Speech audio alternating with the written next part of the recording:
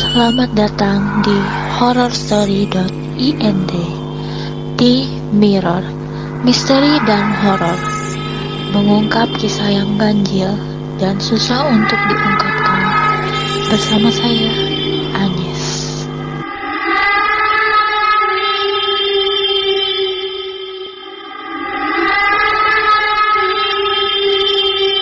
Halo semua, jadi kali ini gue pengen berbagi cerita horor. Salah satu cerita horor yang pernah gue alamin selama hidup gue. Jadi cerita yang akan gue angkat kali ini adalah cerita tentang pengalaman gue ketika gue tinggal dan kuliah di Jakarta.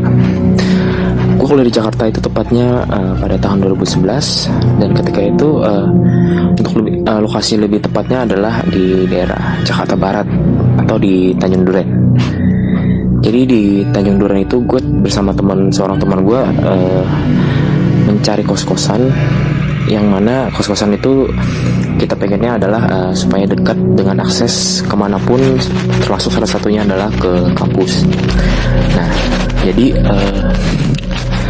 setelah beberapa pencarian 2-3 tempat, akhirnya kita mengambil salah satu kosan, yang mana kosan ini sebenarnya dari bentuk ataupun dari bentuk dan layout dari ruangannya cukup horor ya. Maksudnya intinya seperti ya cukup jadul lah, dengan ruang-ruangan yang bisa gue perkirakan bahwa ini rumah mungkin ada dari sekitar tahun 80-an atau mungkin 90-an kali ya. Oke, long story short, akhirnya gue bersama teman gue memutuskan untuk tinggal di kosan itu. Oh ya, ketika itu kita kosan nggak dalam satu kamar ya, jadi kita berbeda kamar gitu, berbeda tempat. Gue di belakang dan dia agak di depan dikit. Nah, langsung aja. Awalnya sebenarnya untuk tempatnya itu awal-awal itu ya mungkin ada gangguan, cuman gangguan itu masih berupa suara seperti ada kayak garukan di dinding, seperti ada orang berjalan-jalan di atas atap. Cuman segala hal masih gue coba untuk logikakan, karena ya seperti hal itu ya masih biasa ya selama bukan penampakan ya. Jadi gue nggak begitu khawatir gitu ya. Gue bisa anggap aja kayak seperti suara angin atau suara binatang atau apapun gitu, masih bisa gue logikakan lah gitu ya.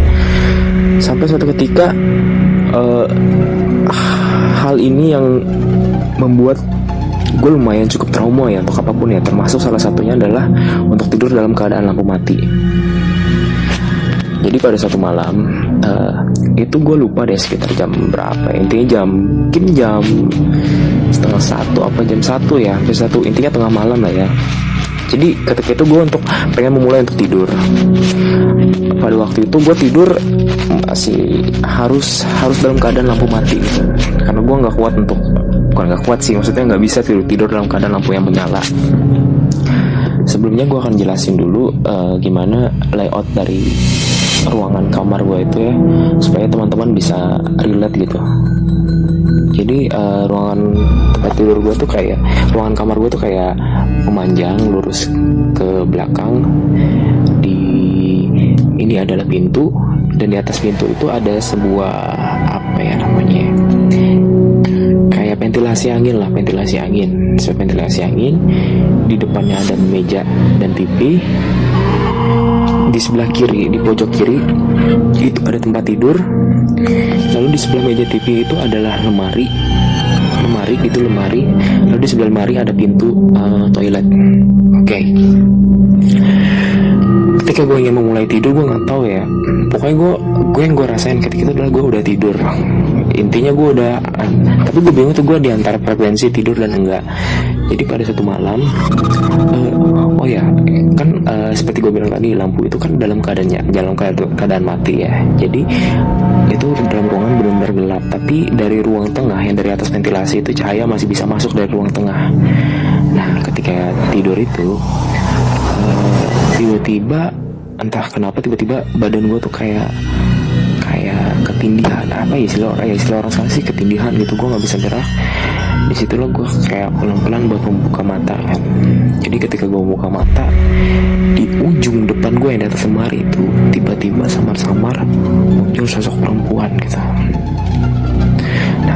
perempuannya itu kayak orang apa ya, kayak orang yang lagi main-mainin kakinya gitu loh, kayak dimain-mainin kakinya itu loh. Ya, gue langsung kayak panik dan apa ya, mulai berkeringat dan mulai pengen teriak tapi nggak bisa. Pada akhirnya gue berusaha untuk doa aja gitu. Nggak berapa lama itu sosok tiba-tiba ngeliatin ke arah gue dengan pelan-pelan gitu, dan nengok ke kiri pelan-pelan lihat ke arah gue. Lalu tiba-tiba dia terbang dong, dia terbang ke atas kepala gue gitu loh, ke arah tempat gue tidur. Dia terbang ke tempat gue tidur dengan dalam keadaan dia tuh lagi ngarahin mukanya tepat ke arah muka gue gitu. Jadi rambutnya, mukanya tepat ya ke arah muka gue gitu. Gue nggak ngelihat mukanya gimana, cuman gue bisa lihat itu ada kayak bentuk mulut doang ya, panjang gitu loh.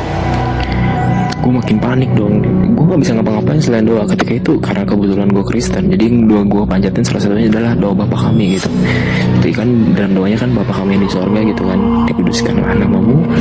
Nah si hantu ini, si cewek ini, dia kayak ngikutin dan ngeledekin gue gitu ya, seperti ketawa kepalanya goyang-goyang dan bilang, Bapa Kami yang di sorga, dikuduskanlah namamu. Gila, gue merinding banget, parah banget. Dia kayak seakan-akan ngeledekin gue, nggak bisa ngapa-ngapain gitu. Akhirnya gue cuma bisa doa, pokoknya cuma bisa doa dan nggak bisa ngapa-ngapain gitu. Sampai akhirnya gue tutup mata, lalu entah kekuatan dari mana yang datang, tiba-tiba gue dapat kekuatan dan gue tuh nendang kaki tuh ke arah atas pakai dengan kaki kiri gue gitu loh. Akhirnya gue tendang tuh bayangan, lalu tiba-tiba kayak kebangun gitu. Gue kayak kebangun, terus gue buka mata dan langsung buru-buru hidupin lampu, tuh bayangan udah nggak ada gitu kan. Akhirnya gue bangun dan duduk sebentar, minum, berdoa lagi, dan gue baru bisa tidur lagi adalah jam 5 pagi gitu. Sembari antara pengen tidur dan nggak tidur itu, gue sambil berpikir juga gitu, apakah ini nyata, apakah ini cuma mimpi. Lalu sebenarnya gue berusaha masih melogikakan sih, walaupun sebenarnya itu keadaannya benar-benar terasa nyata gitu loh. Akhirnya ya udah, gue cuma doa, gue menganggapnya adalah ketika itu adalah cuman sekedar mimpi. Oke, gue tidur. Ketika pagi gue bangun, masih dalam keadaan yang kayak capek gitu loh, kayak capek banget, kayak habis kerja rodi gitu. Gue nggak tahu kenapa gue tidur, gue ingat-ingatnya semalam. Nah ini momen yang paling ngeri nih. Jadi ketika gue mau bangkit dari tempat tidur untuk jalan ke toilet, ketika itu kaki yang gue pakai untuk nendangin dia itu sakit banget itu. Gue nggak bisa melangkahkan kaki dengan kaki itu, rasanya berat banget. Sampai akhirnya gue manggil dan ngechat teman-teman gue untuk datang ke kosan gue untuk nolongin gue gitu. Dan dari sini gue nggak tahu nih sampai kesimpulan aku sampai hari ini, apakah cerita gue itu atau pengalaman yang gue alami semalam itu apakah benar atau cuma mimpi. Menurut teman-teman gimana? Oke, thank you semua.